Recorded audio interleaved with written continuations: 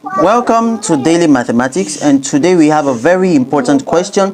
2 raised to the power 22 times 3 raised to the power 33. How do we solve this quickly? So the first thing we have to look at is to look at the numbers and to look at the powers. So here we have 2 raised to the power 22.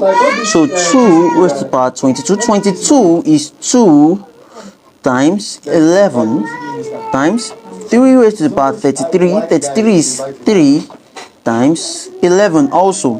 So from here, 2 raised to the power 2 multiplied by 11 for this times 3 raised to the power 3, 11 also here. So from here, we see 2 raised to the power 2 is 4 raised to the power 11 times 3 raised to the power 3 is 27. 27 raised to the power 11.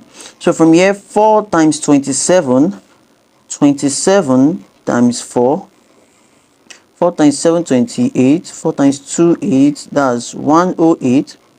So that's 108 raised to the power 11 because they have the same powers. 11 and 11 is here, so we multiply the numbers and then raised to the power 11. So our answer is 108 raised to the power 11. Thank you.